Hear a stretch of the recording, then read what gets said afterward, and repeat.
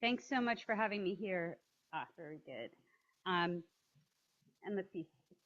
Can, um, yeah, probably to advance. And should I, can I take maybe one of these microphones if I want to walk?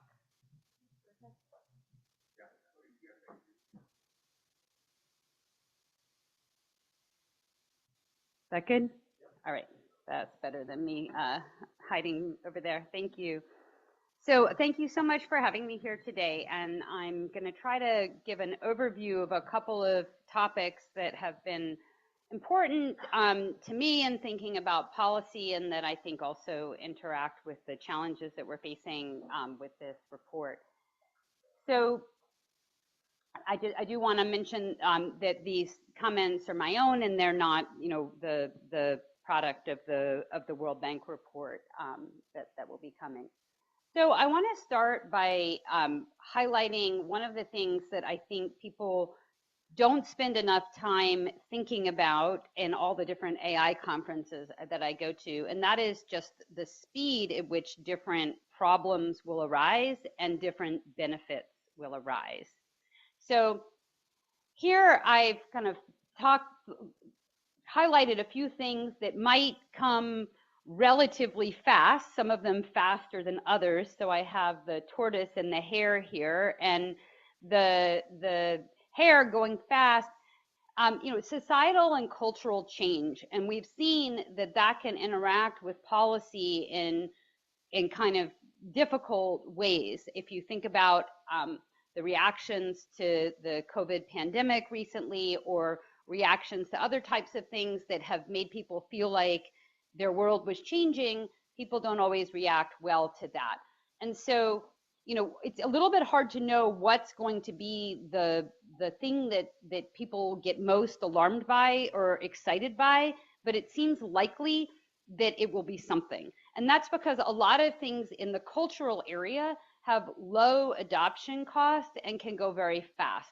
So whether it's deep fakes or people scamming your grandmother with a call that sounds exactly like you, or whether it's seeing what happens to our society in terms of creators of content or musicians, we're going to see these changes, and people may feel like it's not their world. It may feel very scary. And one thing that I think interacts with the cultural elements is the focused labor market disruptions. So in the United States, we're already seeing, and I'm a parent of 2 children in college, we're already seeing that the number one thing that kids in college right now are concerned about is AI. Of course, that filters down to high school, and then it filters down to middle school through the parent anxiety network. And although that might seem like a small number of privileged people worried about that, those people are also culturally and politically important. And that fear and anxiety may be outsized to the number of people directly affected. We also can see disruption to prices and wages. Now, again, some of this in the US may be actually a reasonable reset, like our kids out of the top universities were getting crazy salaries and amazing perks and living in the best city, for young people on earth or something. And now they have to move cities and they're getting lower salaries, and they might not get every job they applied for. So it's kind of like sad for them, maybe not, the biggest welfare consequence, but those effects are being felt relatively quickly. And I think across the whole entry level, employers are really thinking if they're going to have to reset, if they're going to have to restructure, the easiest thing to do is to just slow down on the young people and the entry level workers. And so that, again, will be a focused type of disruption. Now, when we look across the developing world, those focused areas may be different. If you specialize in call centers, that's going to be concerning. But it may be banks around the world slow down hiring entry-level workers, and that might be one of the few paths to the middle class to get these information work job. So all of those things can happen, pretty quickly. Like not hiring as many entry-level people is a decision you can make fast. On the other hand, I, like many of us, are excited and optimistic about the possible things we can do with AI to help people catch up. Um, much of the world has not digitized, both small businesses, but also many parts of government. Frankly, in the Fortune 100 in the US, there are lots of things that aren't adequately digitized, that aren't AI ready. So the whole world has a digitization journey. What AI has changed are the costs of that digitization journey.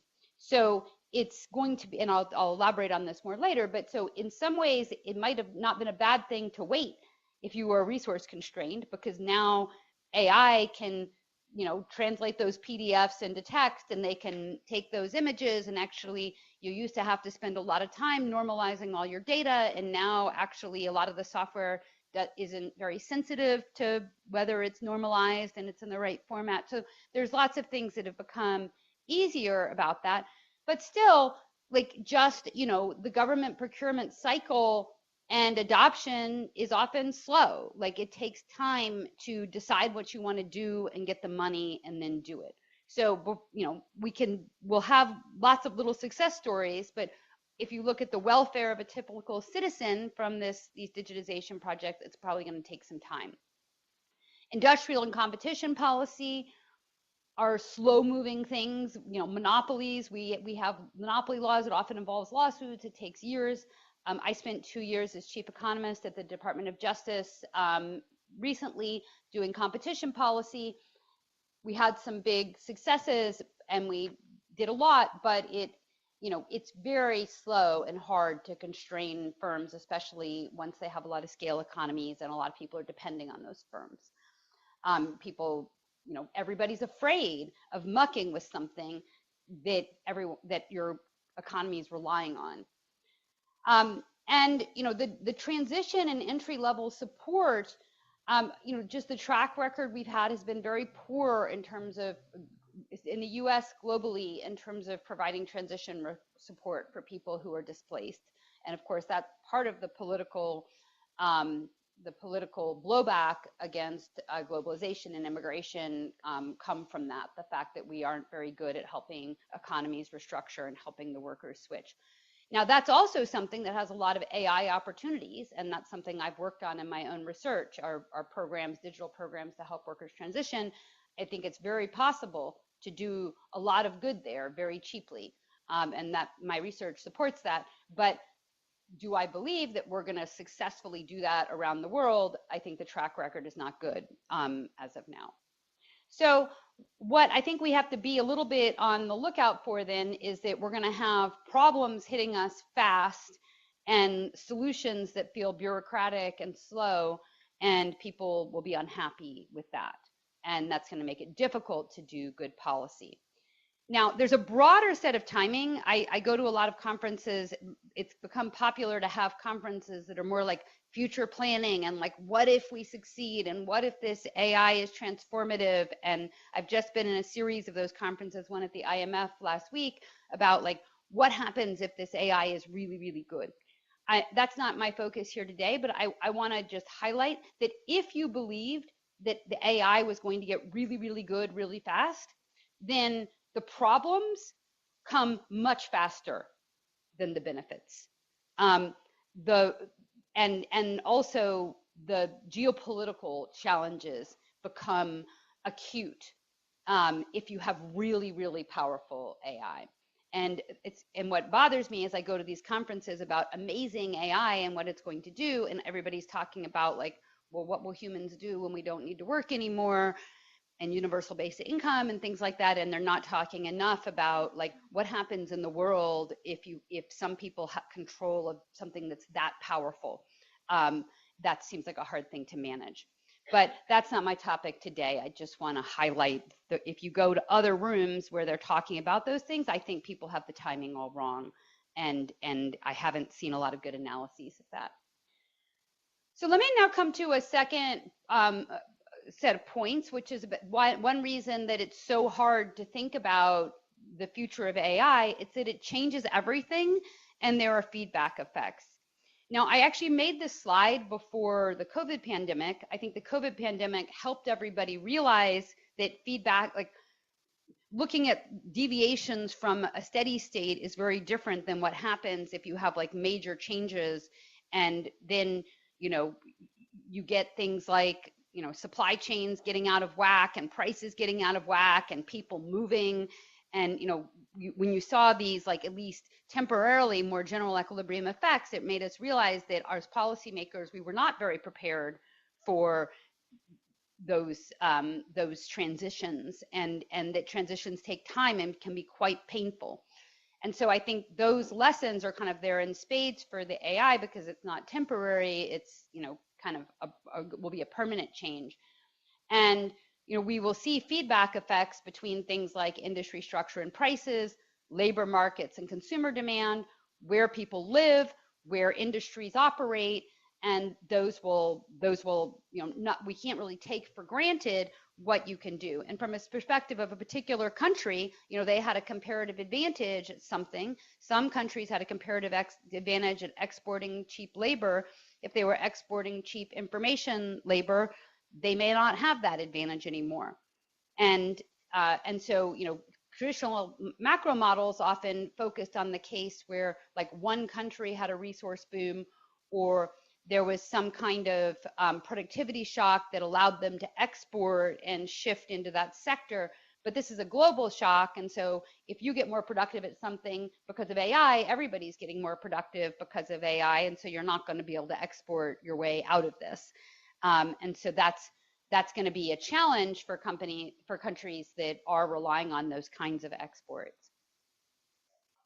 I will say that, you know, how we build AI and what it does can influence this general equilibrium. And one key point that I want to highlight in a few different ways, but just to preview, is that, you know, if we build AI to educate people, to train people, to complement workers, to make teachers better teachers, to make nurses better nurses, and so on, that type of AI innovation can shift this general equilibrium.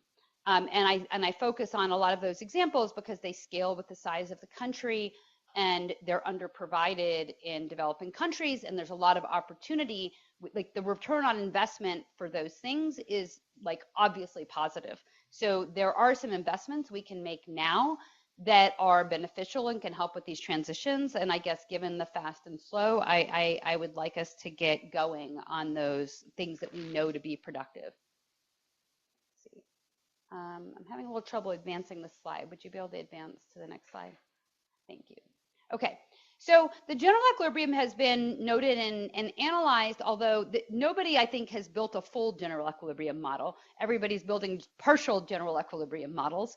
So either, you know, models within a country or models that just focus on one thing. So like Acemoglu and Restrepo have looked at some empirical evidence that looks at the general equilibrium within a country, for example, showing that automation is responsive to the aging of the population, and that also employment is responsive to automation.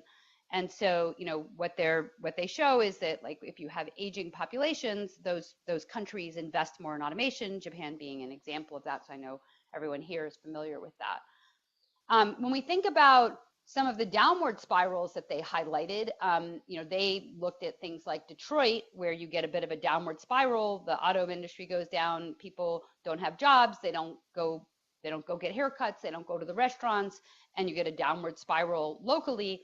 I do think we want to worry about those. Like, again, any place that's got a lot of call centers has been like #1 on the list for the last 10 years of places to worry about. But, you know, there's going to be other focused problems, and if they're geographically focused as well, that can be a challenge. Another thing that I noted that was left out of the conversation has to do with competition and general equilibrium. And as part of some of these conferences I mentioned, I've written a couple papers in the last few months about competition and general equilibrium. So the first point is, it's so obvious, but yet somehow the macro folks don't put it in their models.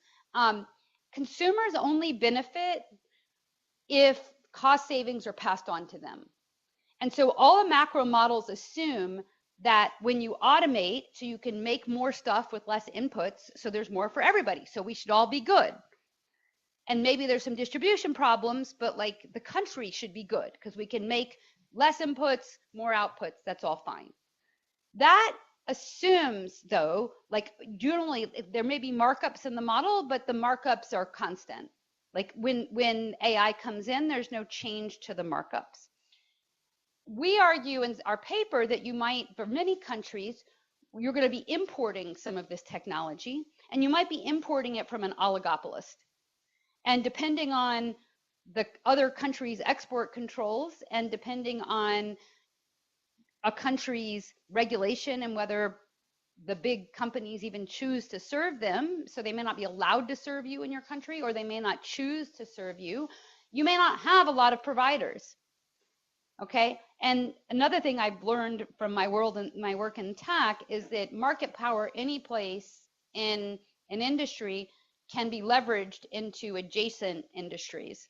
So, you know, if you have market power upstream, you can pick a winner downstream, and essentially the two of you together now are sharing monopoly profits. But often if one firm, the upstream firm, has most of the power, they don't leave a lot for the downstream firm. So they can restructure adjacent industries and make things that were competitive uncompetitive. So whether that's chips, whether that's LLMs, there's you know, whether it's distribution like phones or browsers, those types of positions of market power can lead to a situation where although you need less people to make stuff, you're still paying for it, and instead you're sending that money out of your economy. Okay, so that means that your whole economy could be worse off. If a firm is indifferent between buying a technology from a foreign provider and employing local workers, in one case they're paying people domestically, in other case they're sending the money out, the country's not indifferent, and they'll be sad that the firms decided to automate. Okay, so there's an externality there.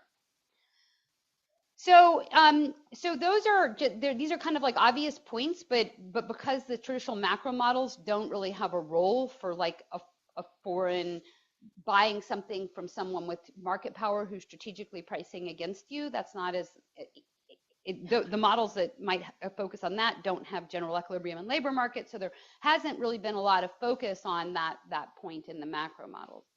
As a policy matter, countries will need to consider what leverage they have for foreign market power in those situations. And so I think it's quite controversial right now as people are like building data centers and things like that. Are they spending too much? Is that the right investment? But one way to interpret it is that if you have some of that control, you have leverage, and countries have seen the movie when they have no leverage. Like there have been, you know, most countries have been importers of consumer technology products and have much less leverage than they would like, and they have a very limited ability to control what happens within their countries because, you know, the consumers want the products, the citizens want the products, and the companies can threaten to walk away from them, so they really don't actually have the ability to determine what happens in their countries. So in terms of some of the policy implications of these competition issues, the countries need to consider how they're going to participate in the value chain, and there may be some kinds of chicken and egg problems in terms of capabilities. Now, that comes back to an earlier point I made. There are actually things that we know that countries that can do have a positive return on investment. Using AI to help in medicine, to help in education, help nurses give better care. These types of things make their government services more efficient on the front end and the back end. All of these things help build capabilities within the country, and that can help solve the chicken and egg problem for having firms in the country that can provide value added. And if they exist and they're participating in the value chain, that gives the country more leverage. If a country has lots of local firms that can be vendors to the government, then they can hire those local vendors, and then those vendors in turn are providing value added, and they become necessary complements to the foreign technology provider, because technology is not useful until it's in front of people.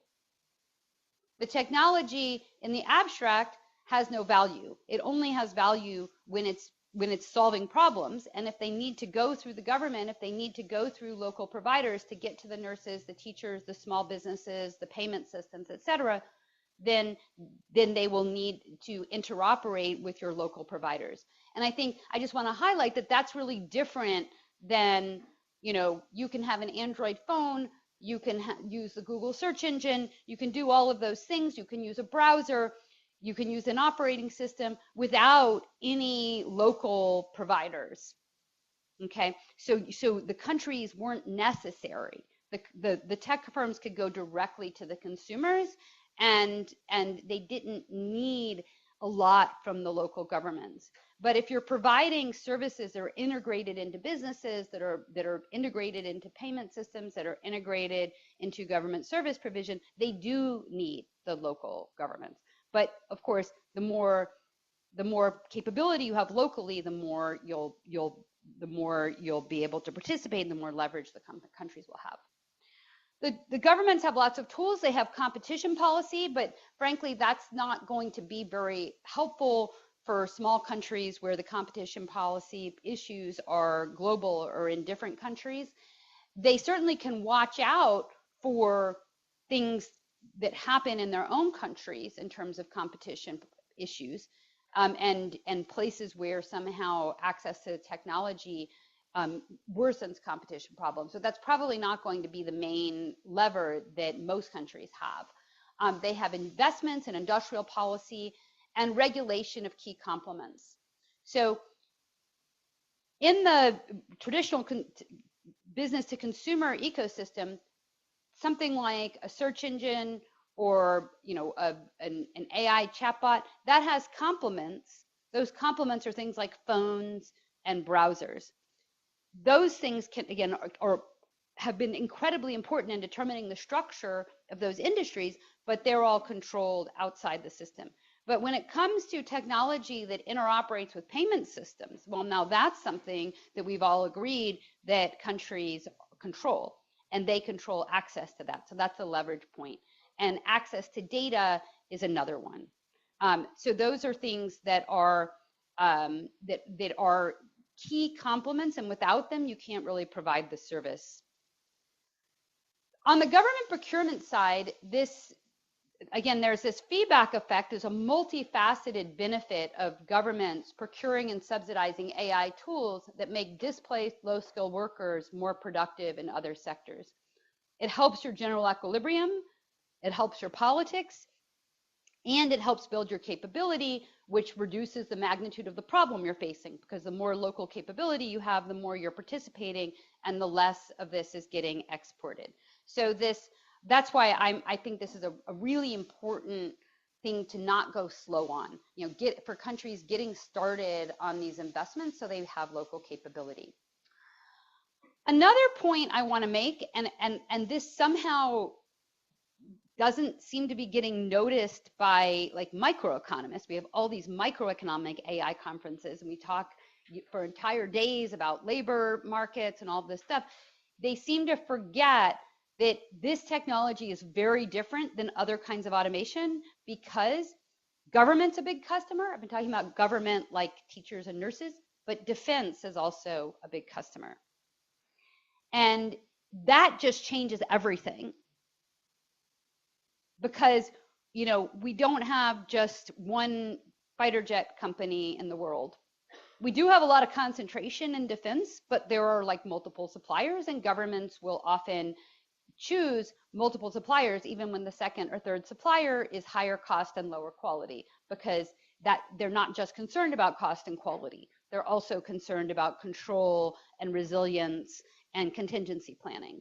And so if you have something that's very powerful, then you're going to want to multiple source. And so that's going to change the dynamics of the industry, and it's also going to change government decisions. So, so the fact that there are so many different customers for AI, you're using it to help teachers, but you're also using it to defend against AI-driven cyber attacks and all sorts of other things, AI terrorism. governments are going to want something that they can control. So that's going to really make this technology quite different from other technology revolutions. Okay, so coming into that a little bit more closely, let's talk about how those different customers and use cases translate into different requirements of the technology and the products. So we have individual consumers. They can just use ChatGPT on a browser or on a phone. AI is already embedded in the WhatsApp conversations, and lots of firms that they interoperate with, whether it's e-commerce or their bank, are building chatbots and just chatting with them over WhatsApp. So they are using AI, and the requirements for that are different. So there's a general purpose thing, and just like search, you're going to want to go to the best one. If you're going to ask for advice about your health or something else, you're going to go to the very best quality thing you can get, considering price. Some of them charge for subscriptions, so maybe you go to the best free one if you're poor, or you get the best subscription. But even for some of these individual use cases, some of them are coming through businesses. So if it's a customer service chatbot, the underlying model you need is not necessarily one that can solve math competitions. You want it to just be one that is good at customer service. That might be a different model. It may be lighter weight. It may be more quick and fast responsive. So you don't just want the best AI for everything. The best AI for a particular thing might be a much simpler, more lightweight thing. And as I'll talk about a little bit later, it's also the case that you generally, where possible, if you're providing a product to a customer, you want to make it deterministic. You actually don't want it to be a call to a large language model. Like if the customer says something and you understand what it wants you to do is to like change an entry in your government record, you want to have like a deterministic old-fashioned Python program or some other kind of program that actually like makes the entry in the database. You don't want to just ask the AI to figure it out. First of all, it's expensive. Second, it's slow. And third, if there's even a small chance of making a mistake, if you're doing 1 million entries, you're going to have to deal with those mistakes. So actually, you don't want to use kind of fancy AI for many of your use cases. And in fact, in production systems, you want to limit your use of the thing where you chit chat and it's open-ended and anything can happen to only a small number of use cases. And so as consumers, we're all using ChatGPT and we're understanding what that product is, but actually business products that are trying to accomplish specific tasks have very different needs, and actually a strong disadvantage to uncertain and unpredictable results. Government internal operations have needs more similar to what I was just talking about. Critical infrastructure, now you need to have additional needs. First of all, you want it to be deterministic where necessary, but if you had your payment system have somewhere embedded in there an API call to OpenAI, and that's in a foreign country, are you really sure you want to do that? Because like, is your payment system going to shut down if there's an outage at OpenAI? And like, of course, there are lots of forms of outages. One is just an accidental outage. Another is a strategic outage, or like they've been told they have to cut you off. So nobody is going to want to take a dependency for critical infrastructure or critical service on something that has those kinds of risks. So the needs and use for those kinds of use cases are substantially different. So you're going to need to think about the cost of short or long-term loss of API access, the sensitivity of shared data or data leakage, and of course, what can a company commit to? Like the company can't commit not to respond to a subpoena. So people might want to commercially promise you something, but they can only promise you what they can promise you within the legal regime. A risk of holdup after long-term investments, a risk of policy changes by foreign providers or their countries, cybersecurity, efficiency, tailoring to local context, cost, responsiveness, compute needs, and the ability to test and evaluate. All of these factors affect people's choices about what providers they use. So there's lots of ways these needs can be met. a year ago, people were still arguing about whether we should shut down open models because they were scary and dangerous. I always understood that was a ridiculous idea because unfortunately or fortunately, like we all know, like the equations to build these things, everybody knows they can be written on half a page and anybody can train one of these things. And if you don't care about having it be the best model in the world, and if you don't care about doing it in a commercially viable way, it's easy enough for countries to build these models. They may not be the best, they're not going to win the math competitions, but for many use cases, they're going to be plenty good. And so, of course, we were going to have people building open models. Open models have this feature that once they're downloaded, you can use them forever. So it's not like Windows 98, where like if they stop, okay, I thought I was going till 10.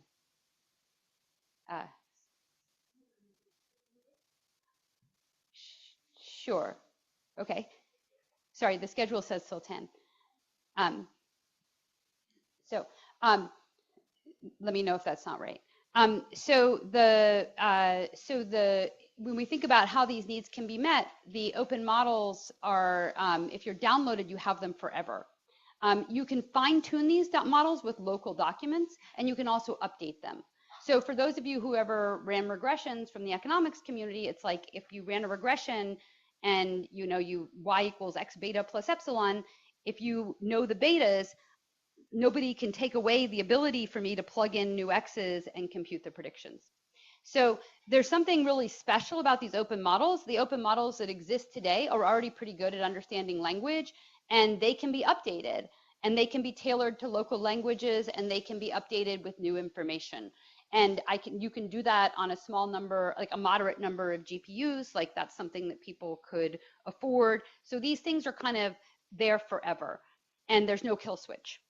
So that's really interesting from the perspective of countries worried about these issues. Closed models have their ways to emulate that. You can host a copy locally with full control, but there's still more challenges with that, and there's more ways that those can be turned off. And so I think that's something that everybody's trying to think about right now, is how can they get access to the very best frontier models, but still have control and not have a kill switch. So it'll be a big question going forward of which countries need their own models. So that kind of transitions into like, what do we think the future industry structure looks like? Countries are going to think about mitigating the risk from losing access to US models or chips. They're going to have to ensure that their government and defense security needs can be met. They're going to promote innovation that will work with whatever chips they have to support their national ecosystems. And they will possibly, this is a question, and I think your strategy about open versus closed changes over time, and it changes by whether you're ahead or behind, but at least some country somewhere will be behind. And for people who are behind, open models are going to be a good way to get that innovation going and to get their ecosystem going, because open models give you certainty. They are much more secure, and they're much for businesses to make investments. So if you have something that's committed to have a low price forever and that has no kill switch, other people are going to make complementary investments, and that can help get an ecosystem going in a way that something where the price might go up tomorrow will not. Big tech companies are also going to think about their strategic responses. And of course, people were talking until recently about how, gosh, OpenAI was going to be a monopoly and maybe Google was going to die. It seemed to me unlikely Google was going to die, because there are millions of Android phones in the world and advertisers and products. Hard to imagine that just goes away. And then they have a lot of money in the bank. And even if it takes them 2 years to catch up, even if they had to fire their whole AI team and build a new one, they have the money and the time to do it. And they'll still have their Android phones out there waiting for them. And when their technology catches up, and they can still push their technology onto people who have their devices. So of course, now very recently, Google did start catching up, and that was completely not surprising to me. So I do think these big firms are not going to go down without a fight. And so we will have some oligopoly in the world, but that oligopoly still may not be enough competition for any particular developing country. So the geopolitical implications of all of this, There's an AI arms race that we need to worry about. Power and trade, we're going to be thinking about who controls the critical inputs, how a firm gets leverage, how a country gets leverage, I should say country, and how countries share in the surplus. The industrial policy, the state-sponsored AI, data centers, and specific applications are going to be critical. And then the national security sector is going to be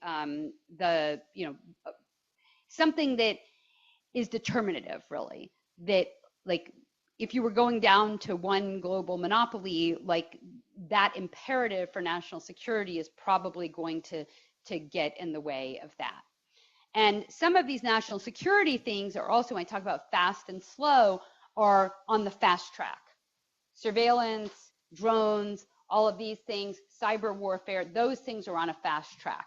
And there's nothing slowing that down at all. As soon as the technology comes, that can be deployed. We don't have to worry about adoption. Now, in terms of what makes things slow, let me talk a little bit about that. So it's a little bit tricky when we think about the fast and slow part of adoption, because people point to these hockey sticks and they say, hey, ChatGPT got to 1 billion users faster than anything else. So how can you be saying it's slow? It's fast. But the point is that ease of adoption and benefits differ for different applications.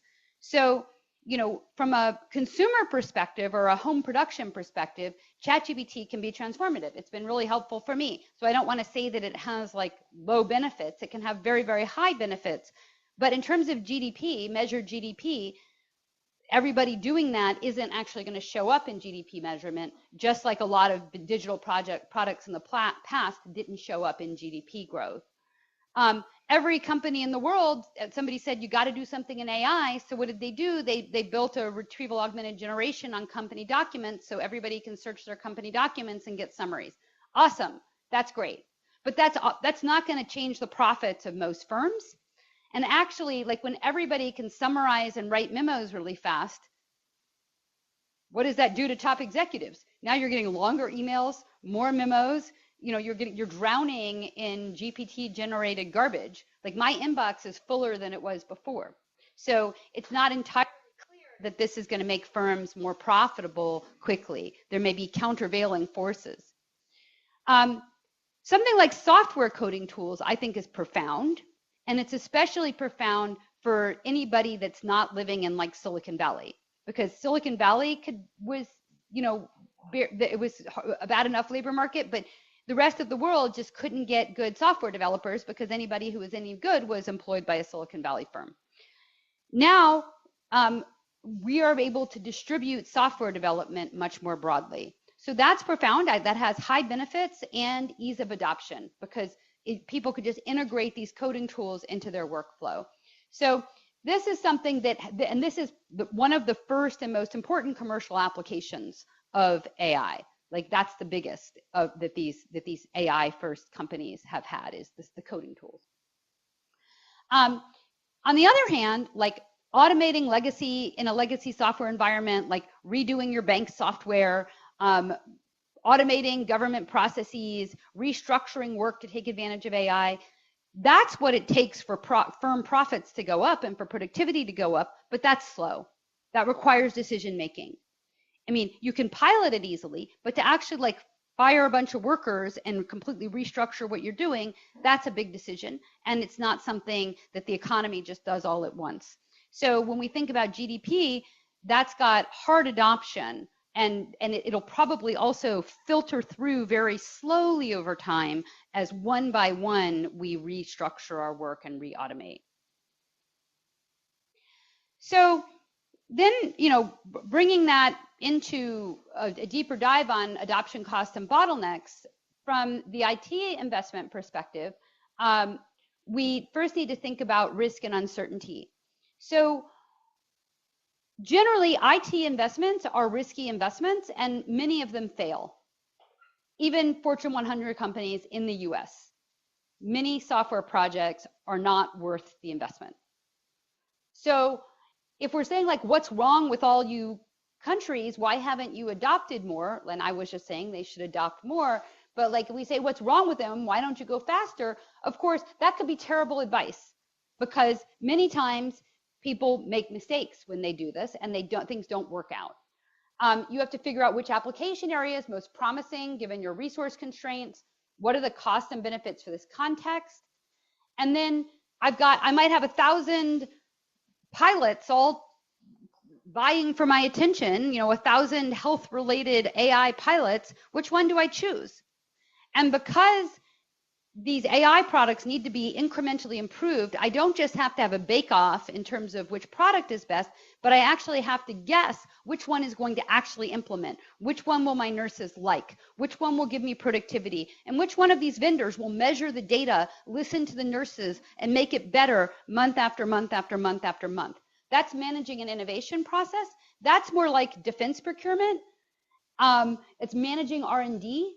That is hard and nobody's very good at it. And so that's the place where I think technical advice could be extremely useful.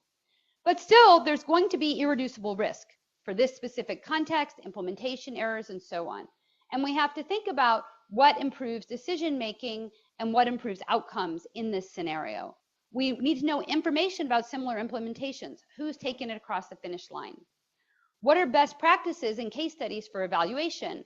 And what are best practices for managing this incremental innovation, specifically around AI?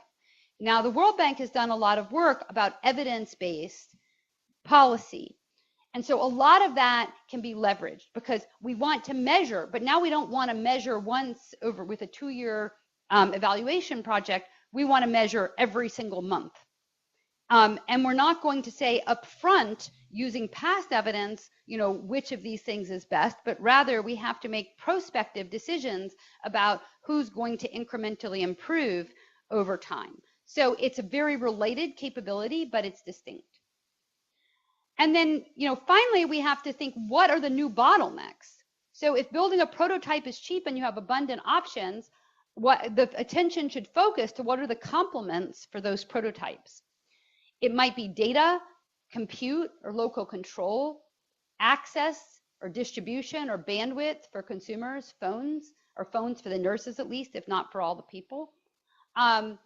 So these types of complements are important, but also because IT projects are large, risky decisions, high-level decision makers are going to be involved. And so actually the high-level decision makers become the bottleneck.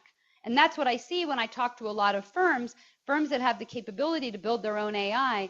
They're bottlenecked by the decision makers trying to decide about whether to adopt. So to summarize, I think, from this fast and slow framework,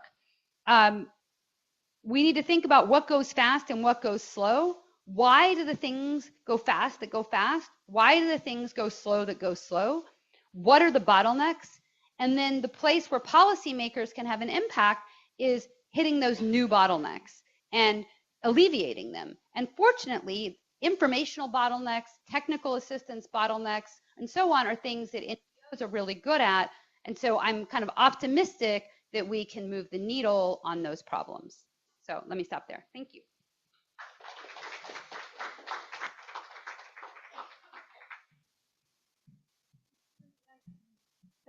By all means, please stay. Thank you so much, Susan, for this brilliant lecture. It really is a pleasure listening to you. So now we are moving to the panel session. So I'd like to welcome panelists to be on the stage. So please allow me to first introduce moderator, Dean Van Van.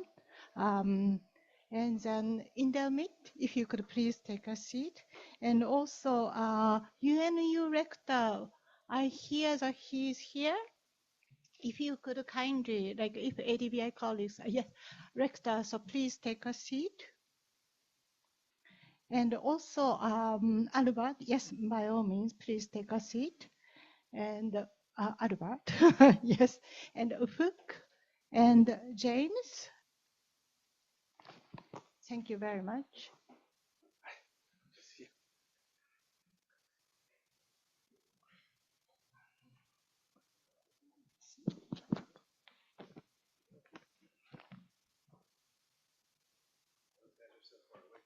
I know.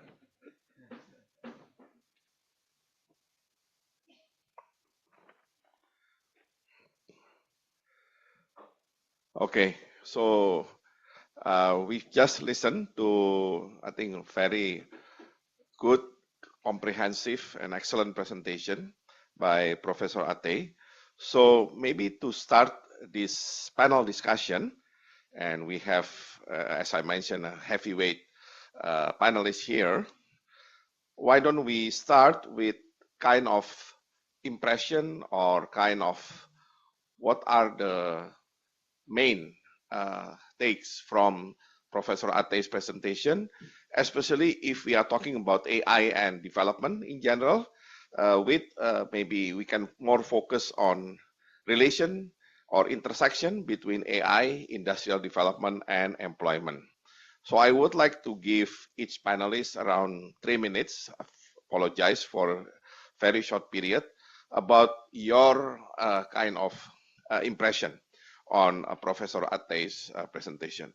So maybe I would like to start with Indermit. Maybe you can start with your impression. I'm really sorry that you have to start with me. So here were my impressions of Susan's talk. The first impression that I got was that governments will always be playing catch up. They will be slow. So, for example, she said that AI will change the costs of digitization, and governments will be slower in realizing the benefits uh, that that the benefits that can come from AI for providing services.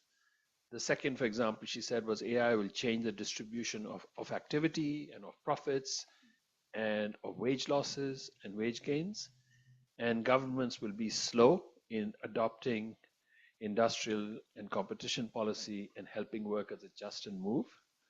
And then the other thing that struck me as she was talking was that past waves of technology may not be able, may actually lull you into a slower response than will be needed because of AI.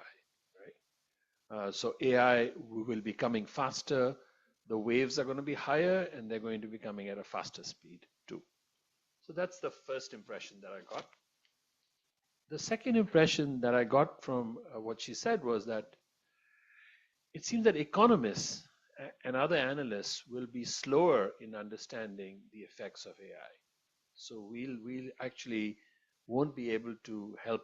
We won't be able to help governments nearly as much as we might have in the past, because she mentioned about the nature of the technology is such that feedback loops abound. These are hard to model. GI that you don't have well-developed general equilibrium models for these kind of technologies, and you have to get into things like whether or not the distribution effects um, um, should be included, and they have to include whether or not the cost reductions are passed on to consumers. So all of these things will make it actually very difficult. There'll be one more thing that will actually that will present a challenge to economists, which is a divergence between what is good for a firm and what is good for a country. Right? And I'll end with an anecdote that I heard when I was in India, and it had to do with a food delivery service, and it's called Zomato, I think. And what Zomato was saying was that, or people from Zomato were saying that when they deliver services, if you have to have a human intervention, it costs about 70 rupees more. And that human intervention for any transaction is generally provided by a college-educated worker. But now what they were doing was, because of competitive pressures, they found that they had to sort of move to AI. Now, if you move to AI, you're replacing that college worker, because AI comes in when you need a human intervention instead of that. So AI costs a lot less, about 1/10 less than what that college worker would cost. But the thing is that while the college worker got a wage and as a result was employed, in this case, AI would actually cut that kind of employment.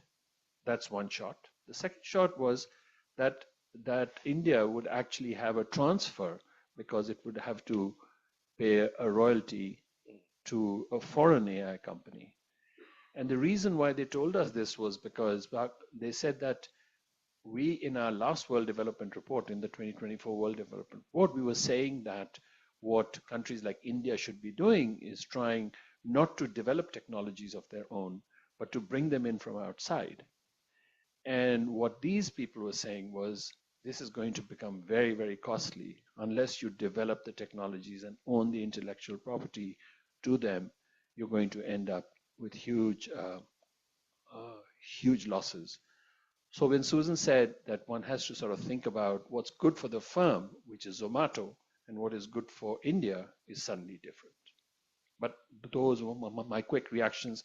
There were 2 or 3 other things that struck me as she was talking. One of them was, and these are scary thoughts. One thing was that I got a sense from what she was saying was that AI is making war more and of a video that is lowering the human war. So you'll probably get more wars. The second one she said was that the outcome might be that these AI benefits show up in welfare gains rather than productivity gains. And the thing she said was that perhaps what AI is doing for software,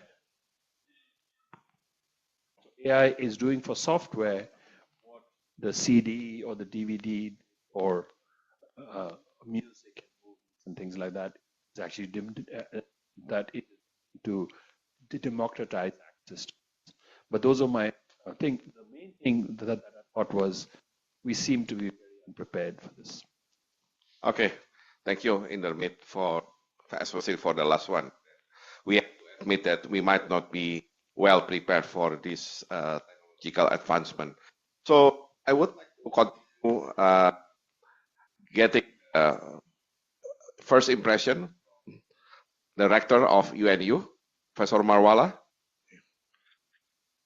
No, thank you very much for that quite insightful, Susan, presentation.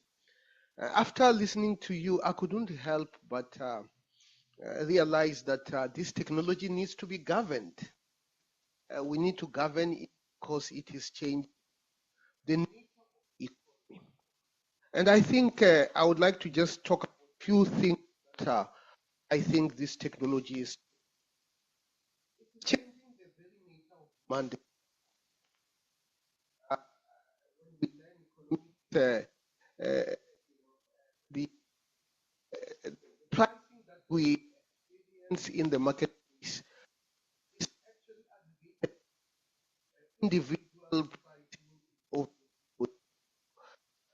quite consequences to the economy.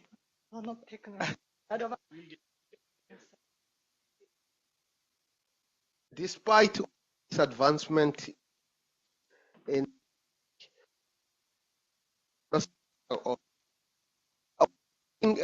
that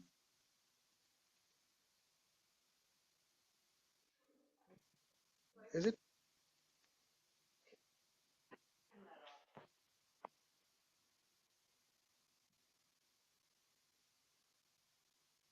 Yeah. No, I think this is on. So I would like to just acknowledge Susan for the excellent presentation. And I was saying that, after listening to her, I actually realized the need to govern AI technology. And that governance of AI technology must happen at 3 levels. It must happen at the international level because there are certain things that can simply not be done by one country cross-country, cross-border data flow and other factors. It must also be governed at national levels. We know about the AI Act in the European Union and so on and so forth. But it also must be governed by industry itself, because some of these technical issues can only be done by experts. But AI is also changing the nature of the economy. And there are a few aspects that I would like to talk about that is changing. The first one is the demand and supply that is being individualized with all sorts of implications to pricing across borders. The second one is this old concept of information asymmetry.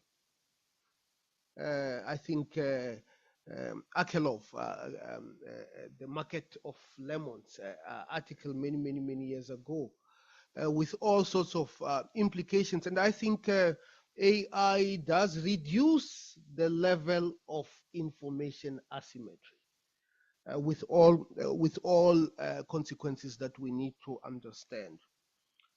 And then, of course, the very important issue of the nature of work. AI is changing the nature of the work. And what is expected, and we don't know when, how the dynamics of this is going to happen, is that the workplace is going to have fewer and fewer people. There's going to be some form of a turning point where it is not going to be economical to continue to automate. But this is going to have an impact on, if less people are in the workforce, it will mean that the aggregate disposable income of people is going to decrease, because simply fewer people are in the workforce. And if the available disposable income decrease, then the global aggregate demand is going to decrease. Now, if the aggregate global demand is going to increase, what remains of the economy? Because the incentive of people to produce is because people are going to buy their goods and services. Now, if people do not have money because the nature of the economy just does not require their services as much, then you're going to have this fall of in aggregate demand, global aggregate demand, which will necessarily be followed by the fall in global aggregate supply. And so in other words, we need a new form of economy that assumes that the principal decision maker in an economic system is no longer just a human being, and that human being is going to be displaced from the demand and supply markets with all sorts of consequences. Now, I would like to end with this, the concept I started with, which is, because of all this, we need to govern this technology. So how do we govern this technology? I think the first one is to change the behavior of people so that they can understand this technology well. And these people include organizations. The second one is for us to put incentives for people to understand this technology and for people to use it responsibly. And the third aspect is to help countries craft policies and regulations. And we often talk about the divide in the global north and the global south. When I listen to politicians from both sides, whether they come from the global north or they come from the global south, it looks like their ability to understand this technology is limited.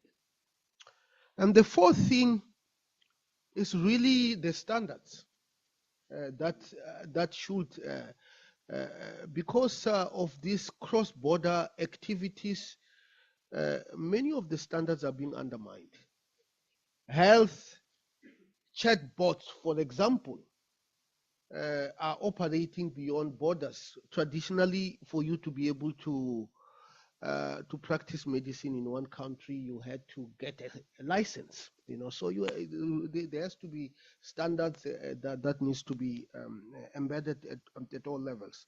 And then there are also a need to for the infrastructure and institutes that are going to help us navigate this whole thing.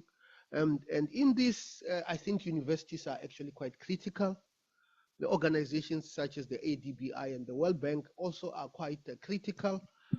But most importantly, the consumers, the people themselves are also quite critical. Thank you very much. Thank you, Rector Marwala. I think your point about AI needs to be governed, I think very much important, while we are now, I think, still struggling a little bit with governance of the digital transformation, while AI, of course, will be more complicated than the digital transformation in general. So let me continue with Albert Park, and maybe you can give some kind of flavor related to the Asia and Pacific, especially on because when I listened to Professor Athey's presentation, there could be a potential of kind of disparity, inequality that might happen from the development perspective. Please, Albert. Right. Thank you very much. Terrific talk, Susan. Really learned a ton, and it both, I think, put AI into a broader context and all the general equilibrium effects and how widespread the effects will be, but also I think provided a level of actually greater detail about how the industry would work at various levels and where the transformation would be fast, slow. And so I think that's also more granular in a sense than a lot of discussions of AI, which are at a very high level. So I had three kind of main reactions to the presentation.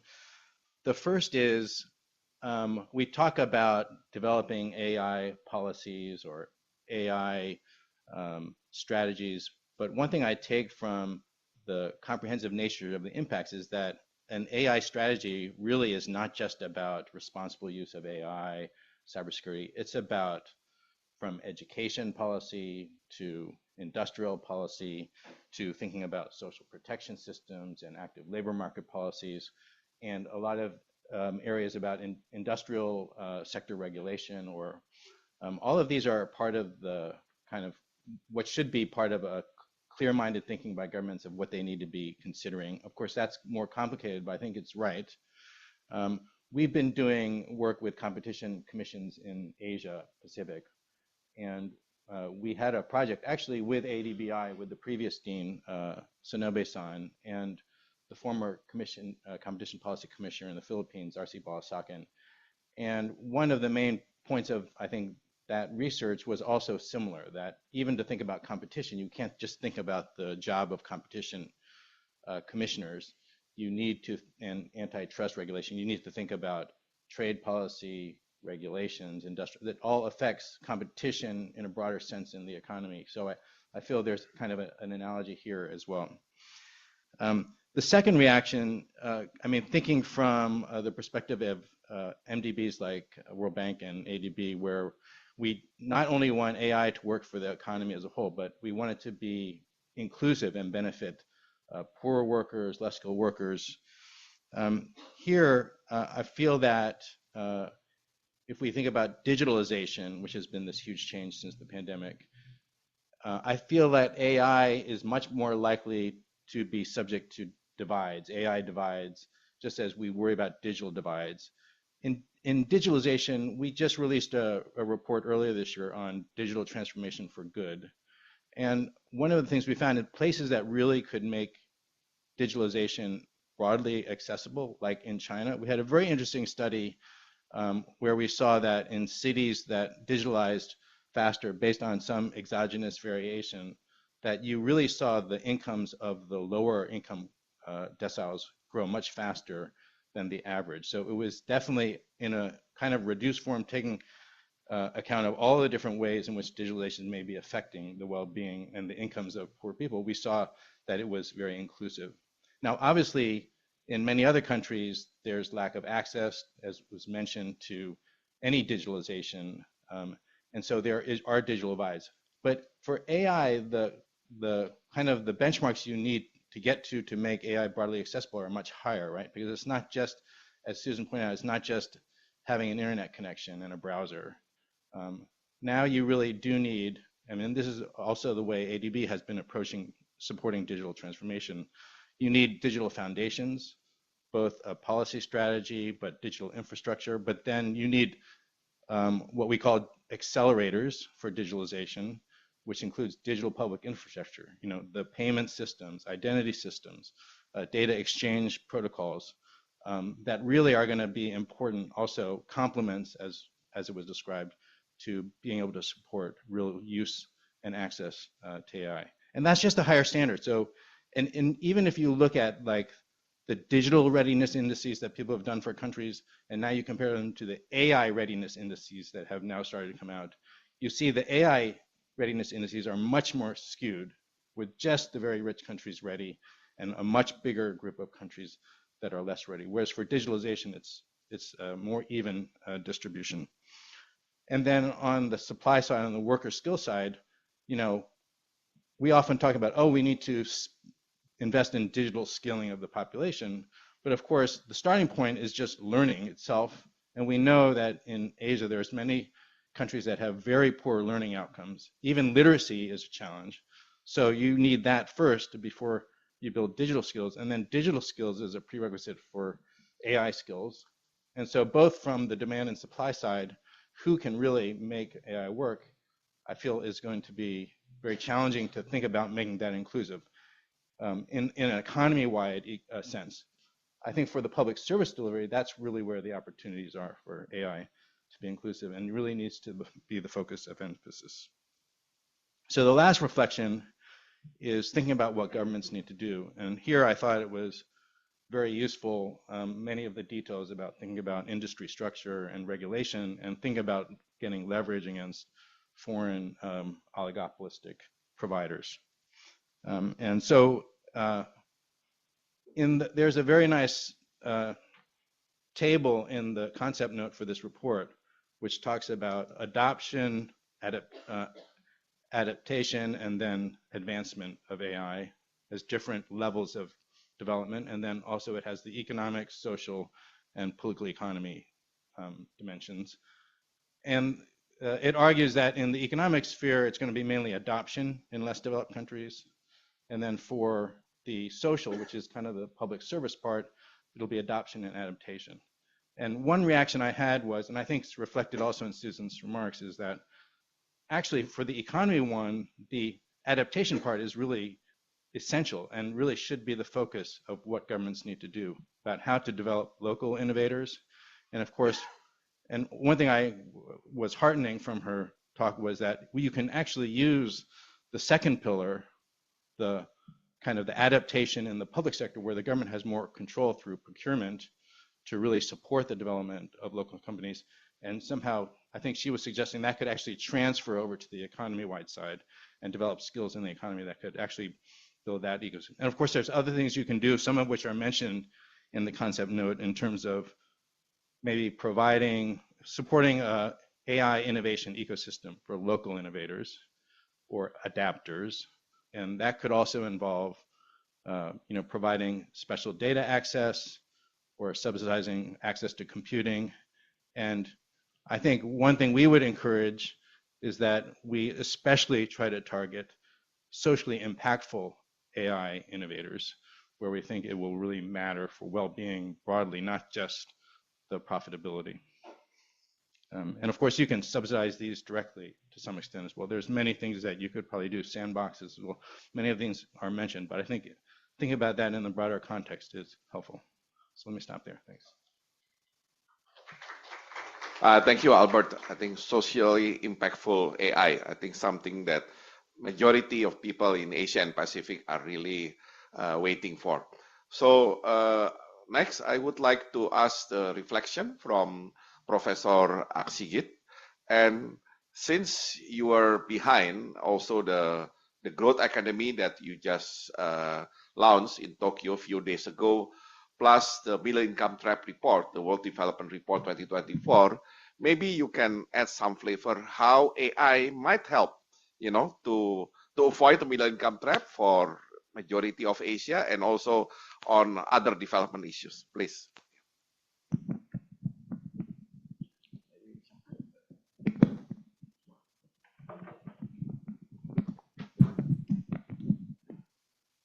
Thank you.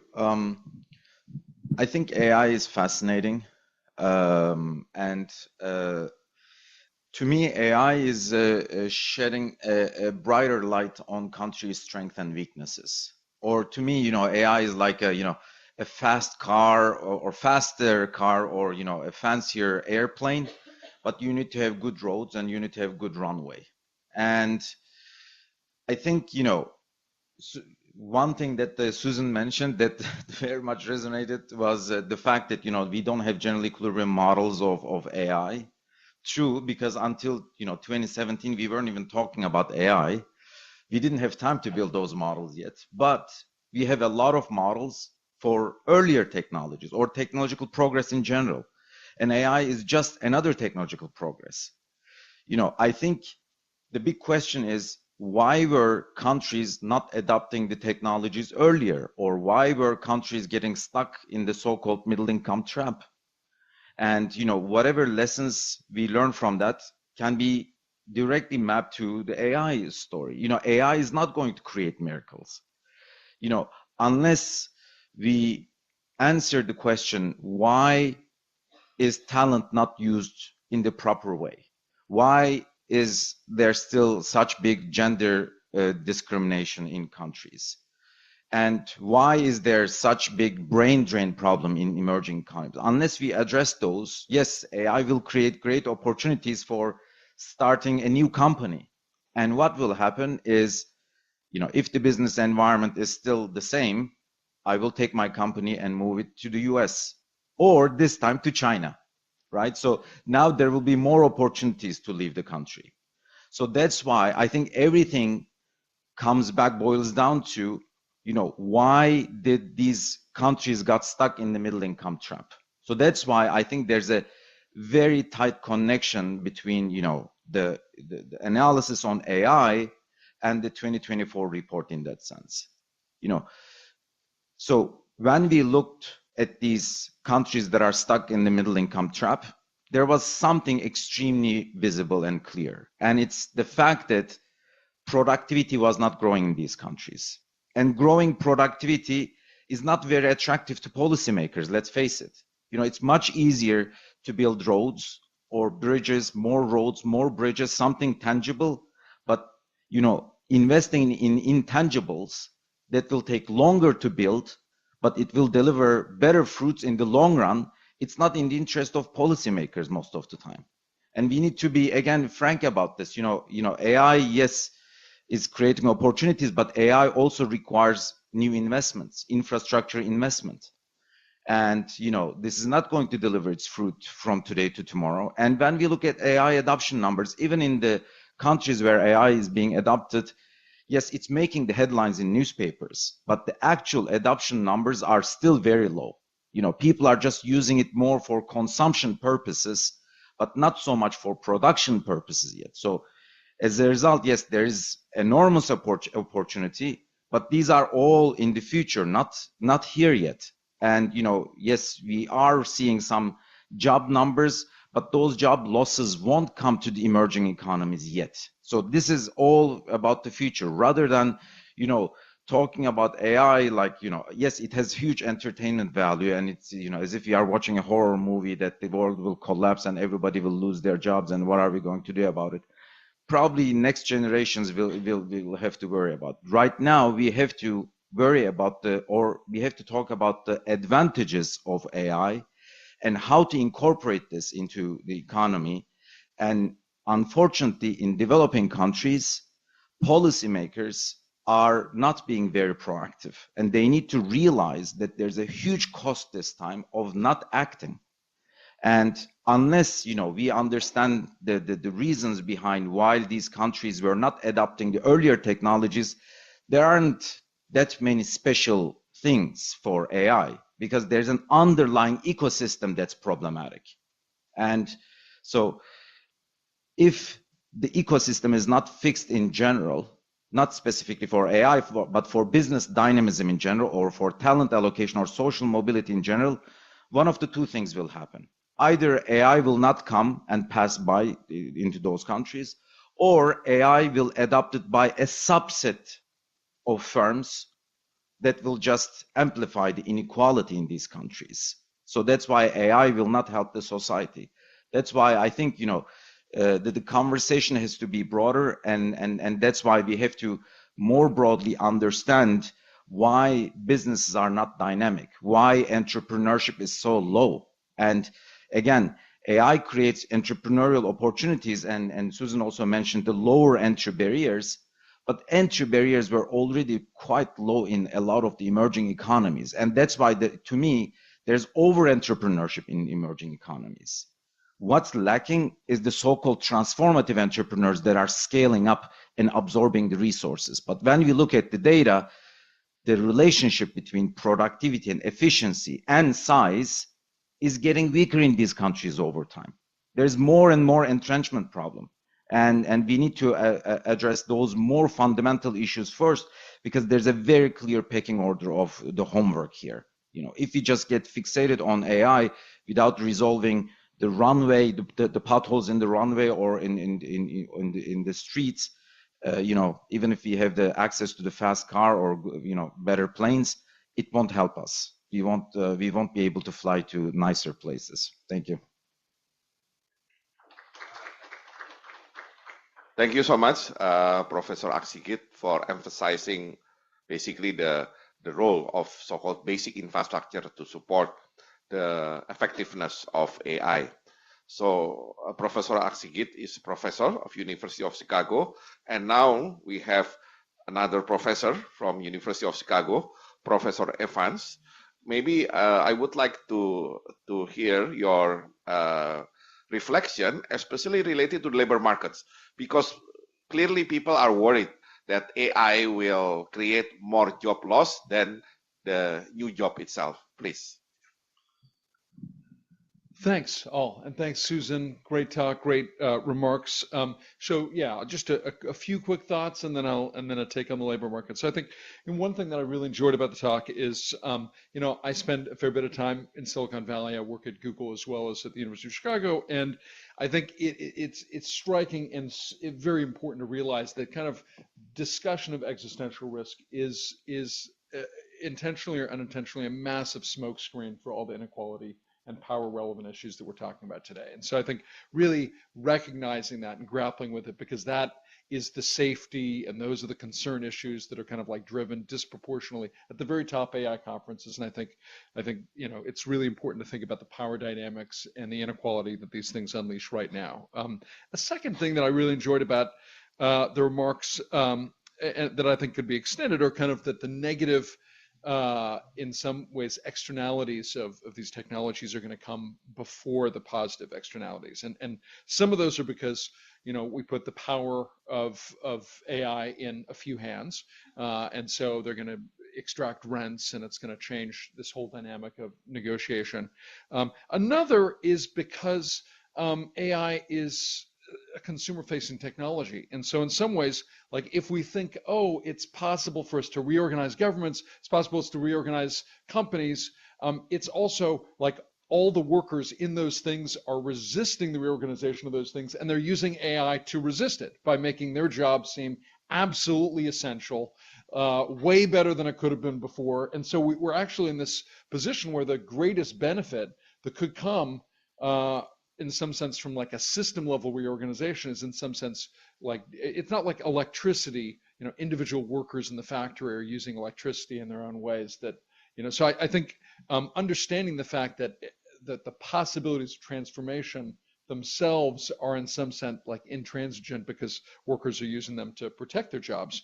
And I think that's one of the reasons why, not for good, but for ill, it's going to take a while to remove and transform many of these companies, because I think people will will amplify basically the surrogate objectives for their jobs. Like in the academy, that means we're going to produce a ton more papers, and they're going to be the worst papers, not the best papers, because the cost of writing has gone down. So the ideas that shouldn't have been written are the ones that are now getting written.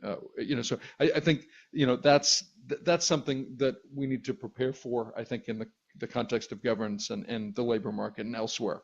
I think one thing that I felt is important about this competitive dynamic space that wasn't discussed a ton is just the increasing importance of open source in this space. So for example, literally like the day after restriction controls went up or export controls on GPUs, the number of forks went up dramatically in the US and China, and within like 2 weeks, basically they turned what was initially a system that was intended to kind of mimic and compete with the US dynamic entirely into an open source generation system. So I think we're going to see in this globally competitive space the rise of open source in ways that I think defy some of our expectations about control and power. And it's not, and many of them are cross borders. Like I said, China is now absolutely, the leader in open source, and they are going to, and they're putting all of their eggs in that basket. I think one other thing was that I think one of the things that Susan highlighted that I think is really important is that the other use cases that we're not talking about are like the tail that wags the dog, right? So military procurement and spending is one of those places. That's where they're spending, and that's where, and I think another one, and I think, we should recognize it, is cultural engineering. Governments are using these systems not just to compete with misinformation campaigns, but to create information and misinformation campaigns. And there are good versions of that, which is behavioral nudges that are high dimensional and push people to do things that are better for themselves. And there are bad ones, which are kind of like decreasing the dynamism of government and government transformation. And all governments are doing it. It's not like there's one government that has, so I think we need to recognize that those are government uses. Governments are going to use them. This is the tail that's going to wag the dog. Like these are bigger in some ways than like, how can we reorganize government services in other spaces? I would say the final thing is definitely things like software, are going to reorganize the industrial space. But another set of things are just, they're really great managers. They're really great communicators. And so if we've got great project managers and great software designers, we're going to have whole companies that are, that are run by AI. We're going to have whole, unicorns that are driven by one person. I think the first one has already come in some sense, Character AI, that got bought back by Google for $1 billion. It had 12 employees, but it had one employee. It was an AI-based firm. So I think that's another space that it's going to, again, it's not going to necessarily completely exact and transform the existing labor market, but it's going to change the shape of entrepreneurship in really interesting and radical ways. So thanks. Thank you, Professor Evans. So I think the labor market certainly will be kind of totally different after AI, especially with the new type of entrepreneurship that might, make AI more advanced. So last but not least, back to Professor Susan Athey. Maybe you can give kind of your response back to all the previous 5 speakers, but I would like also to ask you about the AI as maybe 4th or 5th industrial revolution. So what distinguishes or what differentiates AI from the previous industrial revolution that has happened that will basically change the shape of the world and also the behavior of human being, as well as follow up, for example, from Albert Park.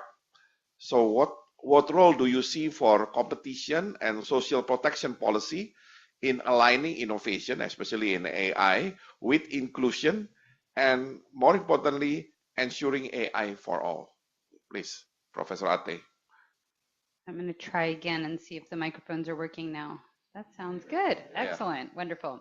Worth that risky investment. In terms of what makes it different, I think a lot has been said. Maybe I will lump that in with a bit of a response to the other panelists. I agree with pretty much everything everyone said, but one point that I think is a little bit nuanced is what are the prerequisites? And I think it's actually difficult for me or anyone else to talk about what's required for AI adoption when the uses are so broad. So when we're talking about things that are going to really move the needle on GDP, then you do need digitization, and that's what a lot of the top companies in the US are doing right now, is they're trying to get the digitization done so that they can automate their processes. So I don't disagree with that. But I do think that, I've been trying to help in my research lab at Stanford, and I've been trying to help small organizations adopt digitization tools and machine learning tools for like the past 15 years. And yeah, maybe I should go to the other one.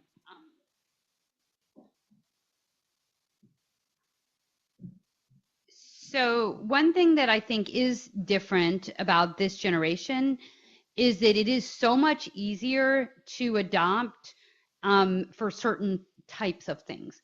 So if I wanted to build a prototype of an app, like I've worked with an EdTech app in India, and I built a recommendation system, we needed a certain amount of data to be able to understand which children like which stories, and to understand the characteristics of the stories that we were recommending to them in this education app. And there were a lot of children, especially, they needed to use it for a while before we would kick in the recommendation system and show kids stories that they liked.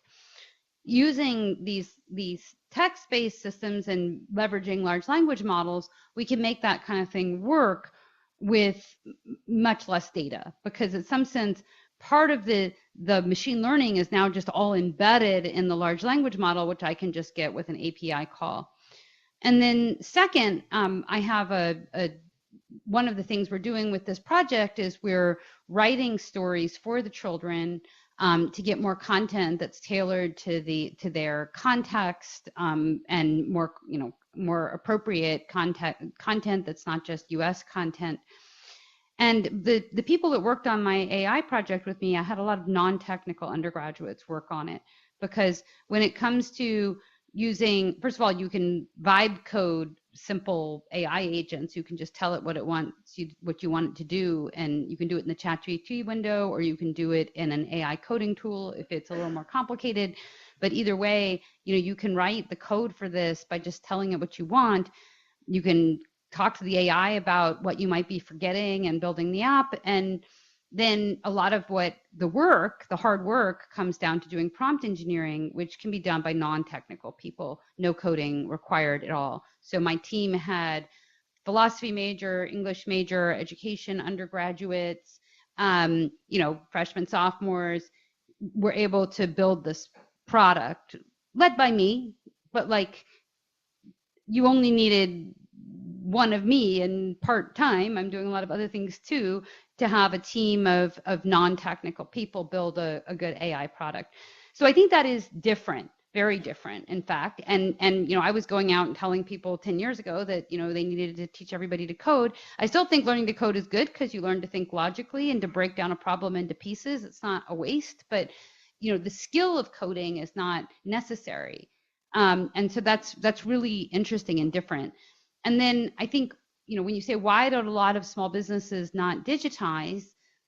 Well, there's many reasons. I mean, some of them aren't going to go away, like tax issues and so on, tax compliance. But, there's other reasons, just that it's expensive and it's hard to figure out the software. And, I've also worked with startups and tried to get in my lab, tried to get enterprise software going. And there's, it takes a smart person a few hours to figure it out, and you can make mistakes and you can waste money.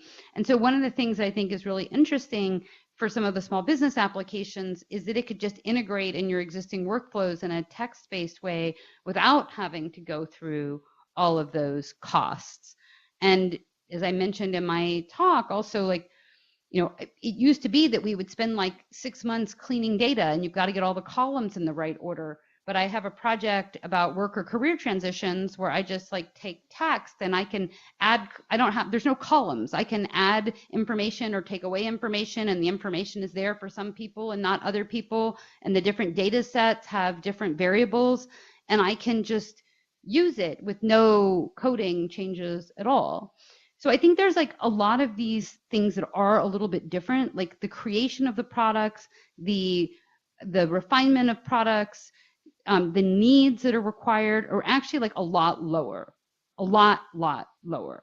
And the risk, the upfront investments are much lower. We're not quite there yet, but like, you know, it used to be you'd have to spend a lot of time organizing, and now you can just like dump all of your corporate documents into a big directory, and AI agents can go through and clean it up for you.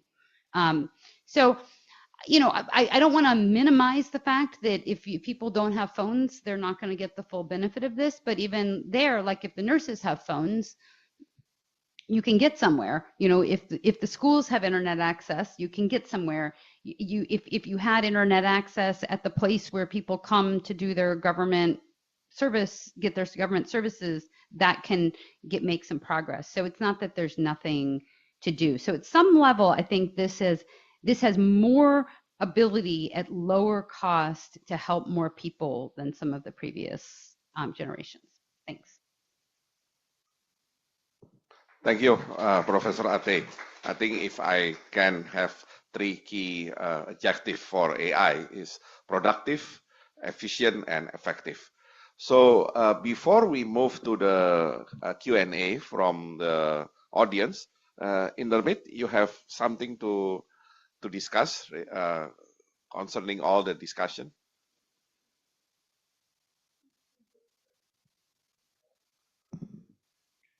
So I had reactions to the things that was said by the panelists, and I thought that I would. So all of your comments actually really made me think. So first, it made me think about the time that Gaurav actually presented the concept note to the World Bank's board of directors. And what was very interesting there was that the Europeans, the Latin Americans, and to some extent the Africans, all their comments were about the risks that came from this technology. Okay, and then if you looked at the North Americans and the Asians, it was all about the huge potential, the upside. Okay, so I was looking at my neighbors here, and I was very disappointed in you, Park, and in Albert, because you guys just talked about the negative aspects of it. Okay. So I was not surprised by you, Dr. Marwala, because you know you are from Africa and you work in Europe. So I could see that you'll only look at the negative side of all of this stuff. But I don't think the division is global North versus global South. I think the division is between Asia and America on the one hand, and the rest of the world on the other. Okay, and so I don't think the division is. I think the division is between stage right and stage left, because I should be sitting on this side, not on that. Okay, so that's the first one. So then I think about it and I say, okay, you know, should we be positive or should we be negative about this? And if you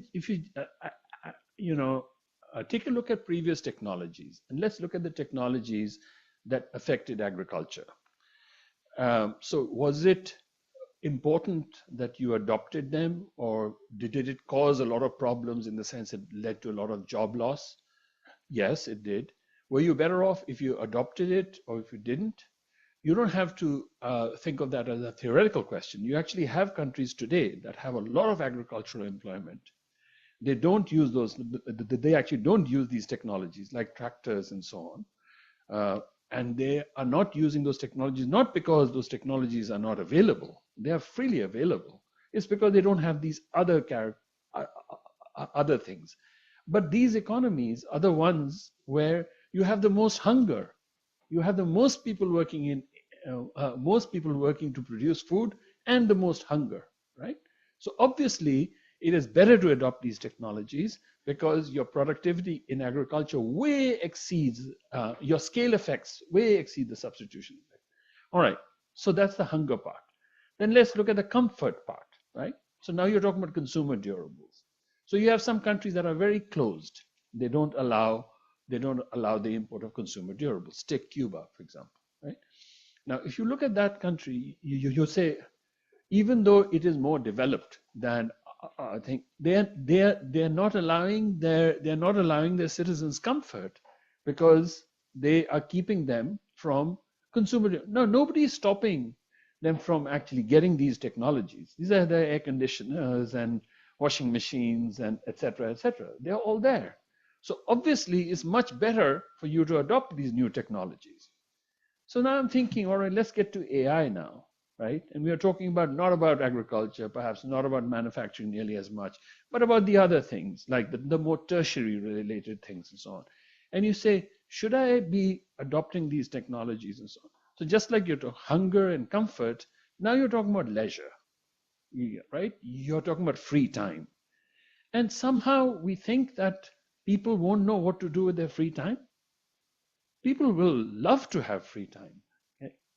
So this whole question about, they'll have a lot of free time, but they won't have a lot of income. That's not true. If you look at previous technologies that affected agricultural productivity or affected manufacturing productivity and the quality of the goods and so on, you should not expect that they won't have jobs. You should expect that they will have different jobs perhaps, but the costs of all of these things are going to be much lower. So put it another way. If you now look at the supply side of things, if you didn't have those technologies like tractors and so on, then basically, unless somebody was very strong, unless somebody was had a lot of stamina, they couldn't produce food. But now frail people can produce foods because they don't have to drive a plow and so on. It's just, tractors. If you then look at manufacturing, you say, if you have people who weren't actually dexterous with their hands, okay, they couldn't produce these manufactures, but now they can because of these new technologies, right? So now if you think about AI, now I'm not as smart as Ufuk, but with AI, maybe the gap between us will diminish because I'll get AI to do some of the thinking that I couldn't do myself. So maybe the less smart people the gap between smart and less smart will become closer. So finally, I would say, here's the problem though. All of these things require certain other complementary factors. Now, those things are not things that are uniform across countries, because if they were, we wouldn't have the problem of hunger and comfort and things. So it goes back to the point that Susan made. You have this problem. Now, if you don't provide those goods that are generally provided collectively, then what will happen is that the countries that do provide them will actually be better off in terms of their standards of living and in terms of the distribution. And the countries that don't provide them will be worse off in terms of their standards of living and perhaps also their distribution. So I think within country inequality is likely to come down among the countries that provide these things, and within country inequality, as well as between country inequality thing, is going to go up because if I think. So it goes back to the point that Susan was saying. You've got to think positive about this. You've got to move fast, and you've got to break things. Okay, breaking things means that you have to stop doing some things that you were doing earlier and start doing new things. So I actually come out of this thing with a completely changed outlook. Okay, I'm very, very positive. I should sit down over here and not there. Okay, thank you, Dr. Gill. And maybe I should label myself about AI cautiously optimistic. Optimist with some cost. I think Albert's share the same. Okay, so because time constraint, maybe we should go now to the Q&A from the audience. So if anybody would like to have question, to any of the panelists, please raise your hand. I think let me collect one person. Any other would like second and third? Maybe I can limit to the 3 question. So maybe you can start first. Okay. Mike is there. Yeah. Thank you. Very good morning. And what Susan said and what Dr. Can you introduce yourself first? Okay. My name is Khundokar Mamun. I'm a professor of artificial intelligence, and I work on how AI can do the transformation of development and empowerment and growth. So like what Susan said and Dr. Gill, you said that it's very fantastic things that AI is driving things very efficiently. Like I can imagine that when I did my undergraduate in computer science in 1998, that was like basic coding was very difficult. And now everything is there. The problem is the education systems, especially in global north and education systems in global south, that actually help us to develop cognitive ability. And what Susan said that what we need, that the desire need to express to the AI systems, that is called prompt engineering. And prompt engineering, if someone's prompt engineering good and they are very smart and they can get whatever they want to do, but due to the lack of education system or poor quality education, the cognitive ability or thinking ability is really, really challenging, especially in many African or Asian countries. So that actually creating the huge divide in the future, that if someone like studied in like a global north, they are cognitively much better to utilize this AI technology to build their AI engine or agent or something like that. But on the other hand, that global south, they are not that smart that we are expecting. So that may create huge divide again. We may call it cognitive or AI divide in the future. So how are we going to address it to empower or uplift the many developing countries? I think this could be a big concern, or this could be a big opportunity to lift them up based on how the local government driving their generations. Thank you. Okay. Next, Dr. Sitaram. Thank you. I want the panel to react. My name is Sitaram from the Asian Development Bank Institute. There are 3 things that society is always either constrained or concerned about. One, we all have the same 24 hours a day, regardless of who we are.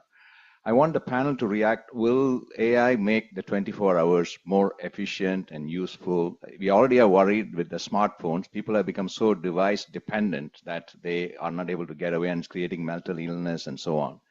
The second one is we all want to live very long and very healthy. So there's worry that when people age, especially in the developed countries, there's a lot of caregiving required, and there are not enough caregivers, and they're trying to import people and a lot of issues. Will AI make this, later life better for senior citizens, and what will be the scenario? So this is the second question. The third question, which was discussed a little bit yesterday, we still have only one planet. Of course, we are trying to bring civilization to other planets with exploration, but will AI make the planet worse, although the debate on climate change has not yet ended, or will it create new challenges that we are even unprepared as we are trying to adapt to AI? Thank you. Okay, the last, please. Yeah.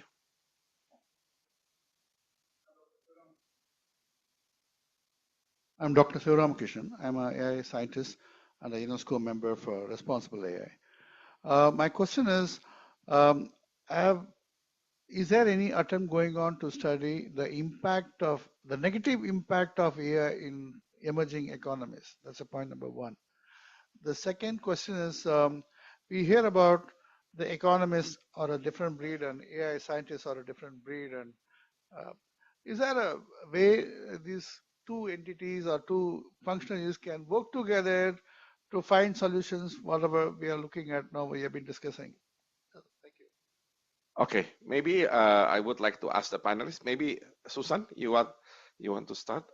Okay, Professor Evans. Albert really wants to go because the You need to respond to me. Oh, yeah, if you don't mind, maybe Professor Evans can start. Yeah. And after that, Albert. Yeah. Albert will be poised to kick that off. Yeah, I think the developing world and developing skill, can persons are the ones that were in a tricky situation, and I think one of the things that that Susan highlighted with her kind of one person plus students plus AI, which I would argue could probably also be like one person plus AI. I mean, maybe those philosophers really helped a ton. Maybe they were along for the ride. Is that often if you have expertise, then you have taste, and you can discriminate between basically good and bad outputs.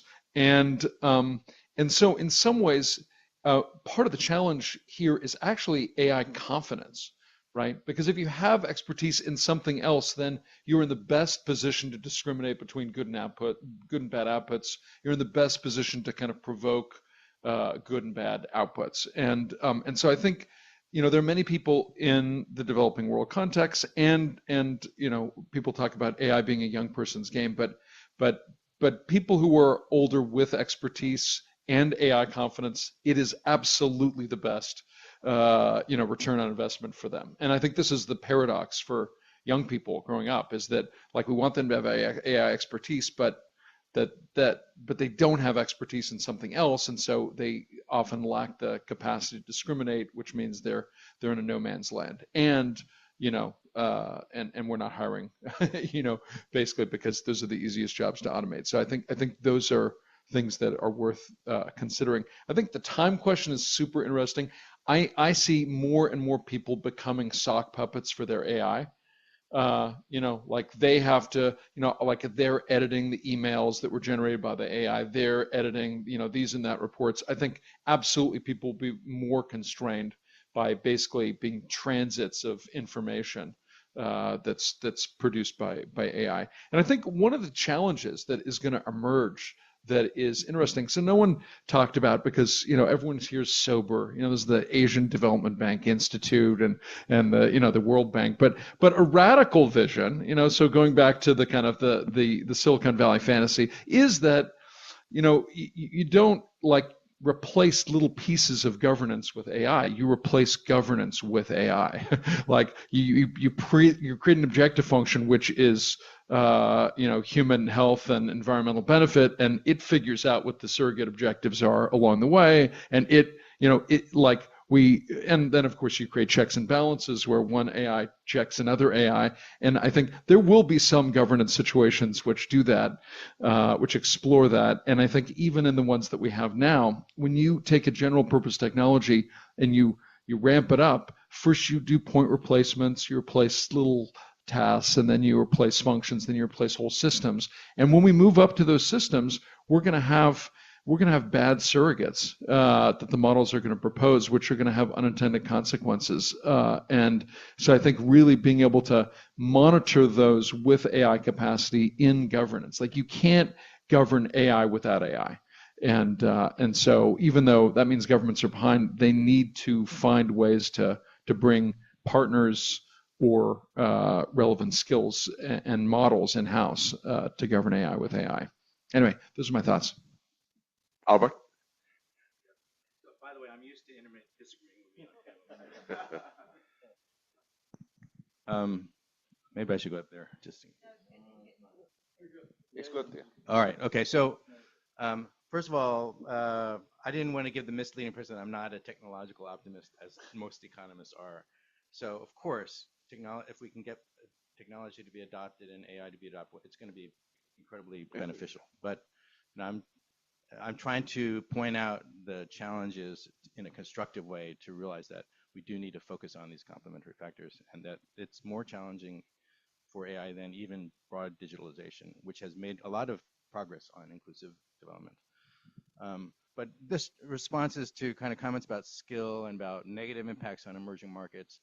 I've done some work on trying to measure the AI exposure of workers across countries using microdata that has information on job tasks. And we do find that if you do a careful analysis, the exposure of workers in less developed countries is much less than is typically found in fairly perfunctorily assumptions about using US occupational data to make these assumptions. So that's true. At the same time, it's also true, I think, example that Intermit gave. I always try to agree with Intermit, by the way.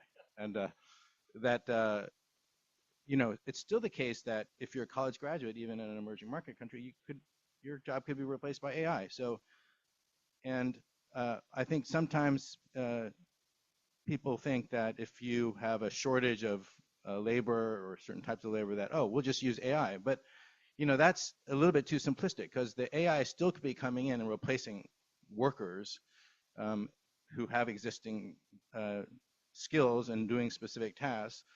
And a lot of those rents could be going to capital, not to, unless there is a conscious effort to redistribute, which I think is really important. The other thing is that one thing all of the academic studies of AI exposure do a very poor job of is imagining the interaction effects of combining AI with automation or robots. So even in the example in the concept paper of agentic AI, you know, autonomous driving vehicles, all the measures of AI exposure would say drivers are not likely to be replaced by AI because it's just what AI does by itself.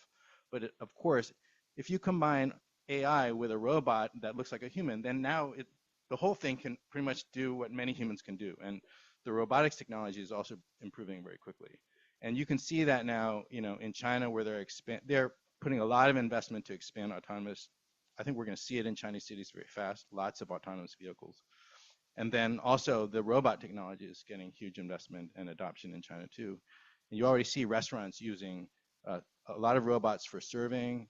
And if they can bring AI into those robots, they can start to do more than just delivering food. They can also take orders. And so I'm just saying that's a bit unknown and potentially more negative for less skilled workers in developing countries. And even in China, the labor economists in China are worried. Like right now we have a concern about unemployment or underemployment, college graduates finding difficulty getting work.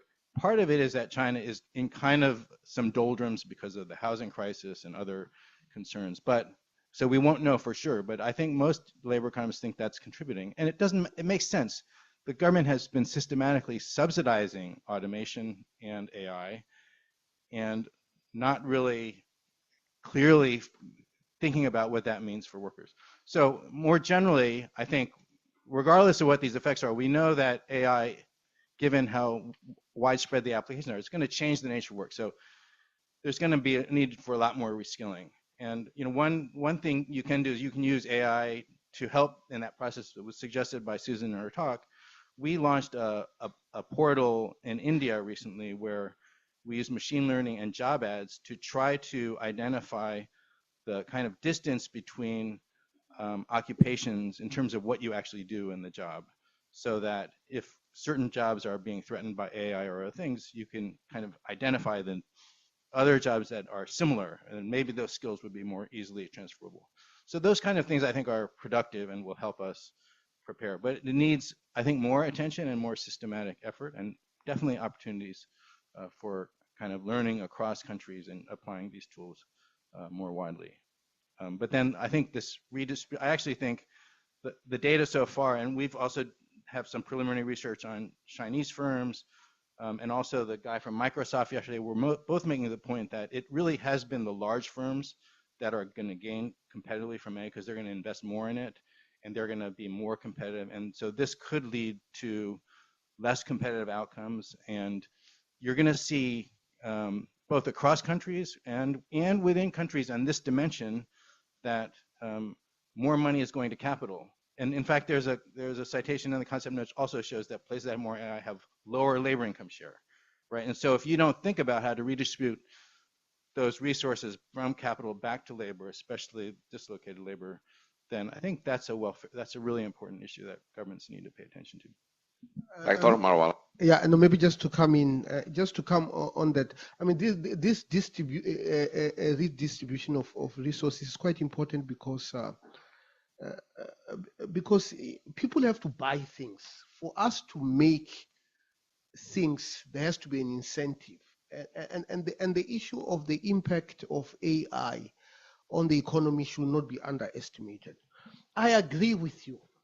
We agree. There is no difference. We have to maximize the benefits, but there are some serious risks, and I do get concerned sometimes when I listen to people talking about how automation is happening. I'll give you an example of a hospital.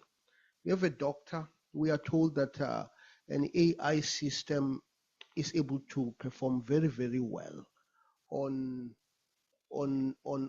reading medical images. That is good, but it performs very poorly on reading rare diseases. It's because of the maximization likelihood approach that it is based on, and of course, if we forget that, and some of these are very, very difficult diseases that needs to be tackled. And then the issue of a divide cannot be underestimated. And I'm going to talk about the data divide. Every time I ask an AI system to tell me about what is happening in my village in South Africa, I almost get the wrong answer all the time. And part of the reason is because, my village data set and their data sets, they are not in the digital space, and they are not in the digital space in the right language. They are normally in Venda, which is my mother tongue, and of course, this is an opportunity. It means somebody talked about localized AI ecosystems. That's a very important point to deal with some of those issues that I've talked about. Now, and you mentioned it, AI is just a software. You still need to make physical things to connect AI to. I think this is quite important. Whether it is when you are automating, you have to spend a lot of time talking about controllers, for example. And access to that infrastructure is just as important in the fourth industrial revolution as it was in the previous industrial revolution. So the AI exuberance must always be contained by realism that we still need to build things. We still need to go and produce things. It will help us produce better. And you are right, automation and the use of infrastructure has improved agriculture. But there are other factors. We know that the fact that people are not having access to food is much more complicated than access to that. Governance is another issue that needs to come into the picture. Okay, Ufuk. So there was a question on whether AI scientists can work with economists, and the answer is yes, in the following sense.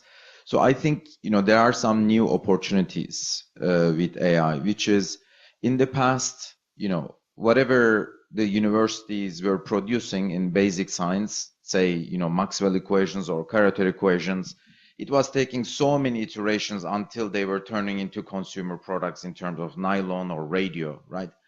With AI, now you publish a paper on AI, and in next month or in 2 months, now there's a company using that finding. So the gap between basic science and its application has really narrowed, which means that there are now new opportunities for collaboration between, scientists and, economists, or in general industry. And I think this opens a new door for also governments in emerging economies too, to utilize it.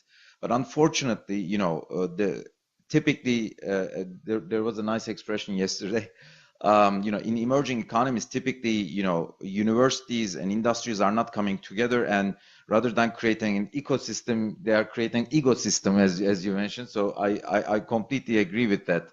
So I think, another interesting observation that's very much related to this is that when we looked at the statistics, normally AI adoption rate must be accelerating, but in the case of Turkey, for instance, the AI adoption rate decreased from 2023 to 2024.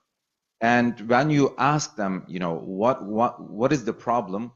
The number one problem that they're bringing up, business owners, are skill. So somebody has to, bring those AI tools to the company, but they are all operating in old school way.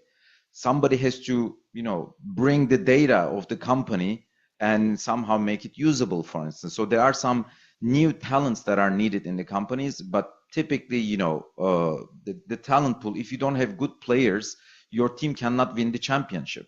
So yes, we are focusing on firms, but things are also connected to the talent and education and economic freedom in general. And that's why, for instance, we are seeing that, those countries that are getting stuck in the middle income trap are typically those countries that have lower economic freedom in general, because, this requires younger people participating in the economy. And as James said, it's young person business. New technologies will be introduced by younger people. But, that's why, the talent aspect of it is extremely important. There are great opportunities now for collaboration and for talent to be utilized, but the right environment should also be created. Yeah. Okay, thank you. Susan, would you like to add something? I think these debates about more inequality and less inequality are very nuanced, and I feel like it's easy to agree with both sides, and I think it's because both sides are right, and that there are in some sense more low-hanging fruit, but also I wouldn't bet on in developing economies. It's easier to see if you could wave a wand and solve all of the other challenges. It's easier to see how you could, with high degree of certainty, make a lot of people better off with AI products. And again, I think like education and health are two big ones. Again, we're so far underneath the efficient level. So many people are just not getting any care at all. Or not having access to the right information to get care.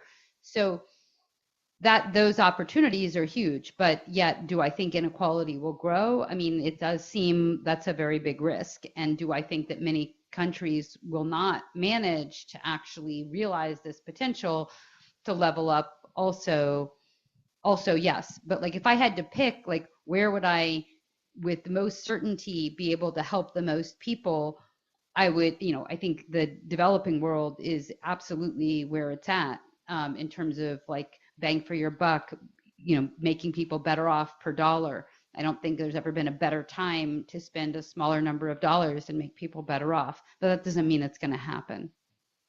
Okay, thank you, Susan. So, Kauri, is there any media session now?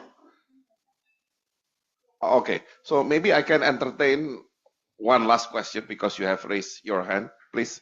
Okay, thank you very much for this opportunity, and thankful to the panelists for this insightful discussion. I should have been at this side because I agree in everything you say, increase productivity, amplify abilities, but AI can amplify only something that we have. Something that we don't have, AI cannot amplify. And I come to this side, I talk about AI for education. As an educator, it's something that make me woke up at night. I think that there's a risk that we rely too much on this. For generation is okay, but for the next generation, there will be a risk that AI will just look smarter. There are panelists and our speaker from yesterday that consider AI as a smart pill. I think it is not. It just make us look smarter, not smart as it is. The first generation of AI that democratize and come to the hand of billion people have been out to the market more than 15 years ago. It's called social network.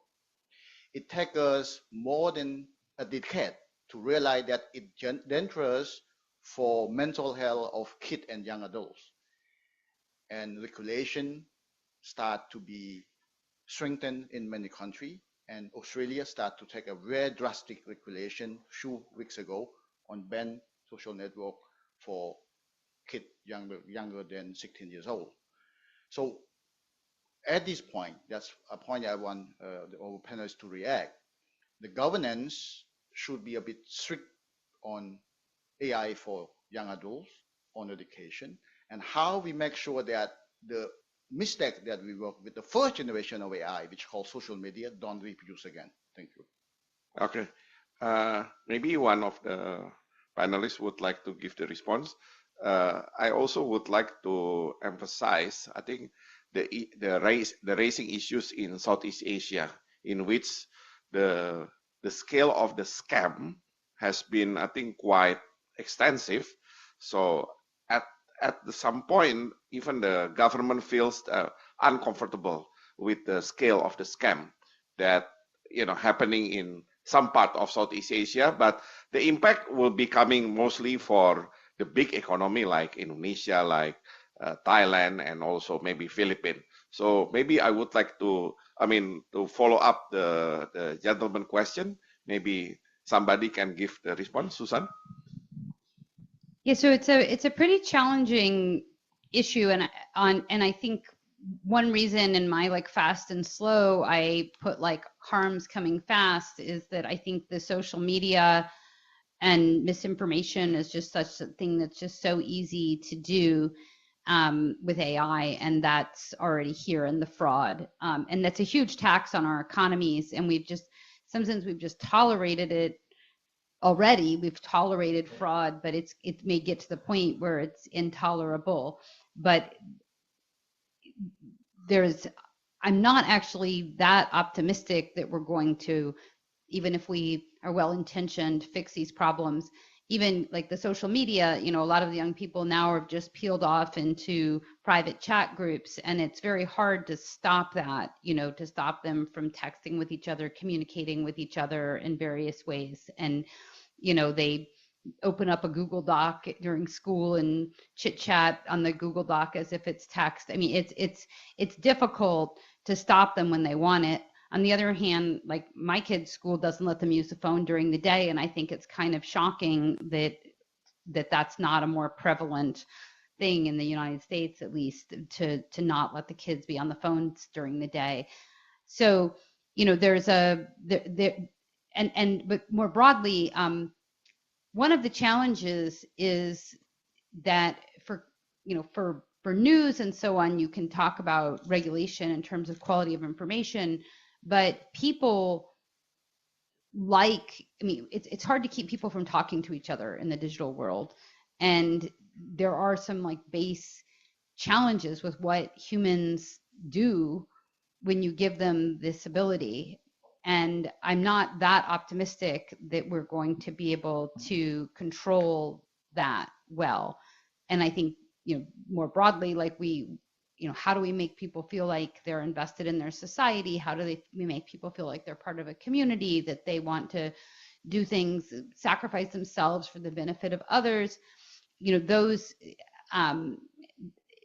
types of pro-social norms seem to be kind of falling away as people get more and more polarized. But I would love it if there was a simple regulatory answer, but I'm actually very confident in people's ingenuity to get around whatever restrictions we put on them in this world. So I think on the fraud side, there's more we can do, and I think there's sometimes been not enough liability. I've done studies of misinformation in Africa, and actually the actual misinformation is kind of swamped by the fraud. It's just incredible, the volume of people sharing scams on social media relative to everything else that they share. So, some of these problems I think do have solutions, and firms can be held accountable for them, and they would do more if they were held more accountable. But some of the problems, I think, I don't actually see a great path through it, and that alarms me. Okay. Before I give World Bank lead economist Gaurav Nayyar to conclude, maybe Indermit, you like to have additional response? So two thoughts. One thought was something that Susan said almost in passing, which I thought was worth thinking about more. Was you said that, look, you've got the fast part and then you've got the slow part. And let's call the fast part the private sector, the enterprises, and the slow part the state and the government and thing. But you also mentioned in passing about NGOs. You mentioned the third sector, think tanks and things like that. And maybe that part of an economy or a society can help to sort of speed up some of the things that have to be done on the social side, But the other point that I wanted to make was the question that people, the point that Susan made was that we think that there is actually a huge upside for this, a huge upside for the developing world from this technology. And that is really what prompted us to take up the World Development Report this time. Okay. Since this is a regional consultation for the preparation of World Development Report 2026, I would like to invite Mr. Gaurav Nayyar, World Bank lead economist, to provide the recap of the consultation, the lecture, and also our discussion.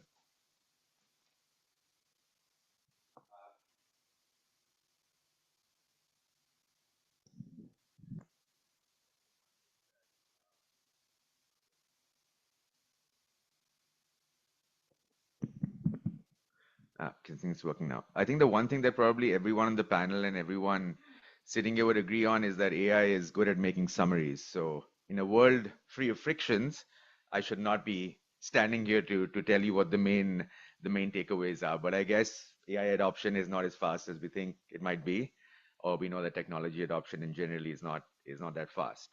Now, to add to my woes, Indermit has already come and given the main takeaways from the panel.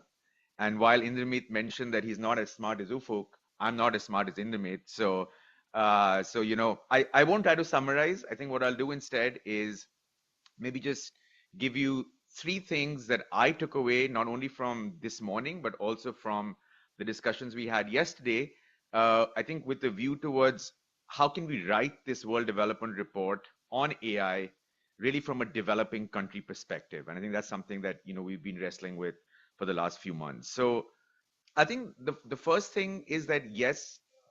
The only thing I would add to your last sentence is, how can we do that from the point of view within the next 5 months? Yes. Yes. Yes. 6 months. Okay. We'll take an extra one. So I think the first is that yes, there are pressure points, and AI will bring about some disruption in developing countries. Susan spoke about call centers. I think Albert spoke about, AI coming together with robots, and, maybe making further sort of disruptive inroads into manufacturing, things like that. But I think broadly, the sort of sense that I got was that AI has huge equalizing potential. People said that it can provide you access to higher capabilities. It can democratize access to expertise. Susan said that, it can lower the costs of digitalization.